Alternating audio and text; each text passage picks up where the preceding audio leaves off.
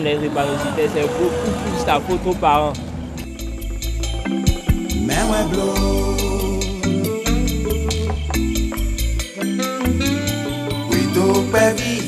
Et c'est l'une des rares maladies génétiques que l'on peut décider de ne pas transmettre à son enfant.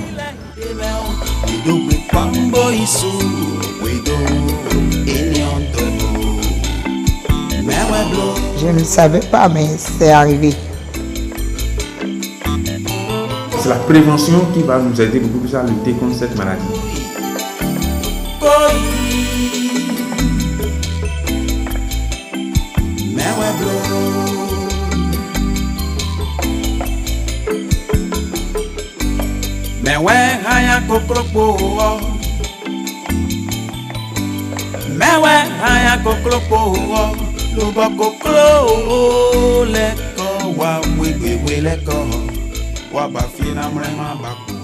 Cimetière municipal de Ouida. Celle que l'on enterre aujourd'hui aura marqué tous ceux qui l'ont rencontrée.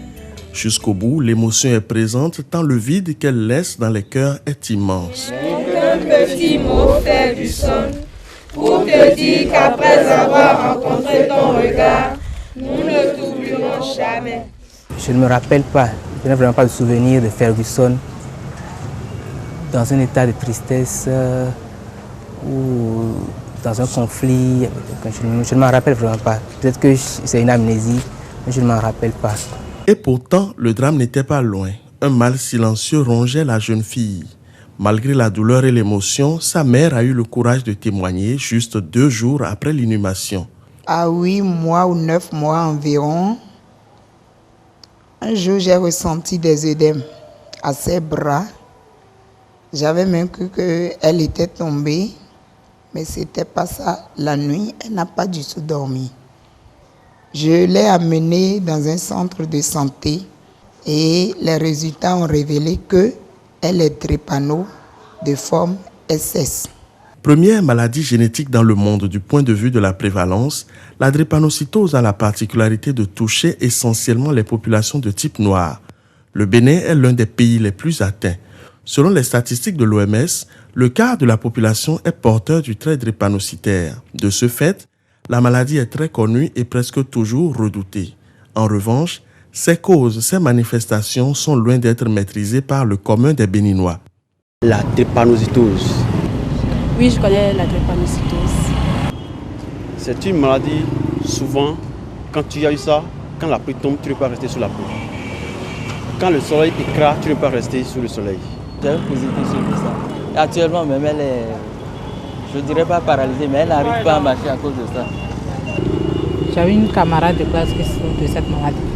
C'est une maladie dont on nous parle à l'école. Quand on est assis sur la table, quand ça commence là, elle commence par trembler, elle dit qu'elle a mal dans les os, tout ça. Donc on est obligé de l'amener à la maison. C'est une maladie très très grave qui atteint souvent les globules et les formes les plus graves, ce sont la forme S et la forme C. Oui, je connais un peu la drépanocytose. Je sais que c'est une maladie héréditaire qui est très grave. J'ai une cousine qui est drépanocytaire. Et puis bon, elle a souvent des crises. Moi, je sais que la drépanocytose est une maladie très grave et c'est souvent lié aux hématocytes. C'est une maladie mortelle, ce que je sais de ça, mais c'est guérissable. On peut toutefois guérir en suivant les normes que nous prescrivent les médecins et autres. Oui, j'entends parler de la drépanocytose. C'est en quelque sorte une maladie incurable. C'est une maladie qui est vraiment dangereuse, qui se manifeste de l'enfance jusqu'à un âge adulte. Cette maladie se manifeste par les douleurs. Douleurs au niveau des os. Donc c'est ce que je peux. Médecin spécialiste en biologie moléculaire, le docteur Placide Dossouyovo est l'auteur de nombreux travaux sur cette pathologie, ce qui lui a valu en 2008 une distinction de l'université Paris-Sorbonne. Dans sa clinique CISA Porte-Novo, il continue de se consacrer à la recherche sur cette maladie. La drépanocytose, il faut dire que c'est une maladie génétique, une maladie héréditaire, c'est-à-dire qui est transmise des parents à l'enfant. Aucun enfant ne naît drépanocytaire si ses deux parents ne le sont pas, enfin, ne portent pas des gènes de la drépanocytose. C'est dû à une mutation, c'est-à-dire une modification au niveau d'un gène qu'on appelle le gène de l'hémoglobine. Lorsqu'il y a une mutation au niveau de ce gène, qui est normal, le gène normal est A, est appelé un gène A. Lorsqu'il y a une mutation, le gène se transforme en un gène qu'on appelle S. Et donc il faut que chaque parent soit porteur de ce gène S avant de le transmettre à l'enfant. Et lorsque l'enfant prend le S de chacun des parents, l'enfant devient SS.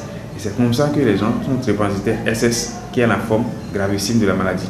Donc ça se manifeste essentiellement par 3 signes. D'abord, c'est les douleurs. On parle de crise vaso-occlusive. C'est des enfants qui ont souvent des douleurs osseuses très fortes. Et il peut avoir mal au niveau des articulations, au niveau des os, des membres inférieurs ou des membres supérieurs, même au niveau des thorax. Donc ils ont tellement mal qu'ils ont du mal à supporter cette douleur. Deuxième élément, il y a l'anémie. Ils sont anémiés, c'est des enfants qui sont souvent anémiés et qu'on finit par transfuser lorsqu'ils ne sont pas bien pris en charge. Et troisième signe, c'est les infections. Ce sont des enfants qui sont beaucoup plus sujets à faire des infections plus fréquemment que les autres. Parce que c'est des enfants qui sont plus fragiles. Lorsque les deux parents sont porteurs de ce gène malade, il y a 25% de risque qu'un enfant soit drépanocytaire. Il y a des parents qui ont fait 4 enfants, 5, et tous sont drépanocytaires. Il y en a eu des jumeaux, les deux sont drépanocytaires. Donc c'est une affaire de risque. La drépanocytose est également connue des praticiens de la médecine traditionnelle. C'est une maladie redoutable qu'il faut redouter. Nous ne le souhaitons pas. Parce que quand vous avez un enfant drépanocytaire et quand les crises commencent, vous ne dormez pas. La drépanocytose est une maladie qui fait son nid sur l'ignorance ou encore l'insouciance des futurs parents. La majorité des couples ne prennent conscience du drame que bien tardivement. L'information n'est pas assez vulgarisée. La grande masse n'est pas informée, si bien que dès que les premiers symptômes apparaissent, n'ayant pas l'information, on traite d'autres mots, alors qu'il s'agit bel et bien de la drépanocytose. J'y ai été confrontée quand mon fils est né. Je ne savais pas qu'il était porteur. Et c'est des années après qu'on a eu à faire des analyses. C'est comme ça qu'on a découvert qu'il était porteur. On n'a pas su parce que son père et moi, on n'a pas pris les précautions qu'il fallait quand on voulait se mettre ensemble et faire les analyses, les examens, pour savoir si nous-mêmes, on était porteurs. En revanche, un grand nombre de futurs parents préfèrent ne pas s'interroger sur le statut de leur partenaire. Bien qu'étant conscients du risque encouru, ils préfèrent ne pas s'en préoccuper.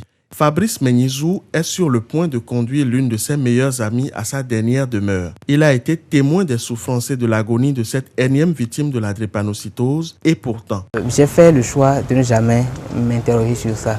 Parce que pour moi, on ne choisit pas les gens en fonction de leur état sérologique ou quoi.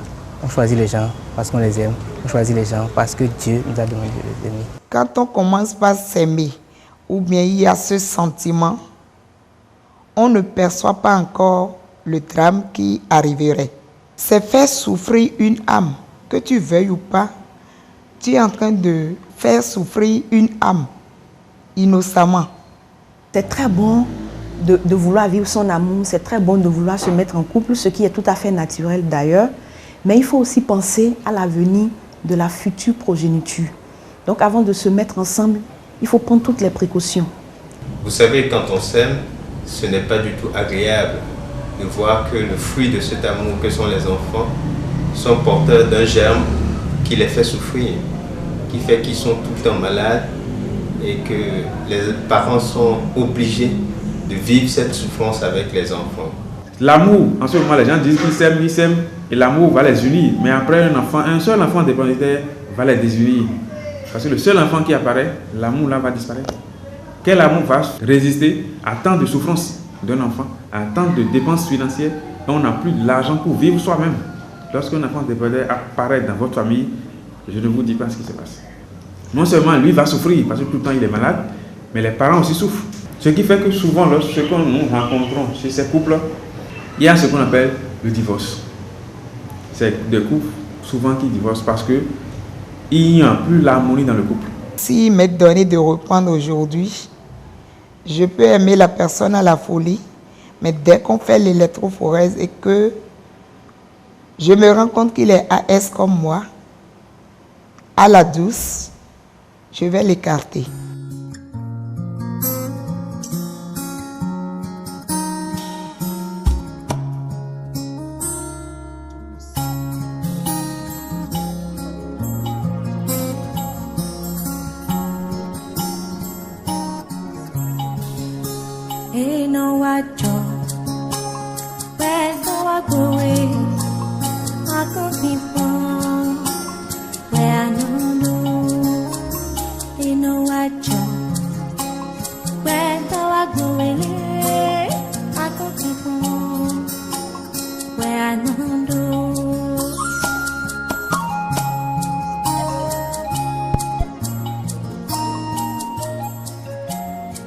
La drépanocytose inquiète. Plus encore, ces ravages persistants interrogent les consciences. Ils interrogent sur la capacité des pays d'endémie tels que le Bénin à y trouver une réponse définitive. Chaque peuple trouve toujours des solutions qui se posent à lui à partir de sa culture.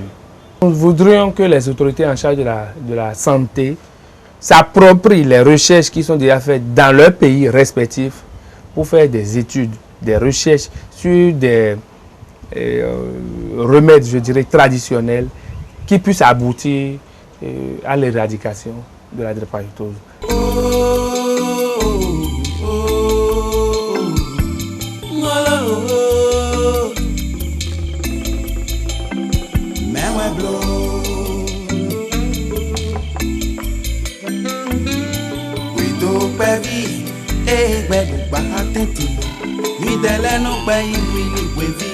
Abolila idemeo, idogbe pambo isu, wedo enyondo, mewe blo.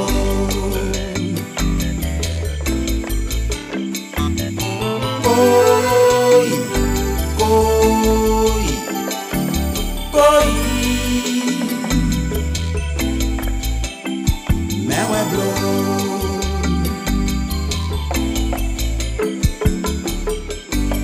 Mewe haya koklopo, mewe haya koklopo, luba koklo leko wa wewe leko wa bafina mrema baku.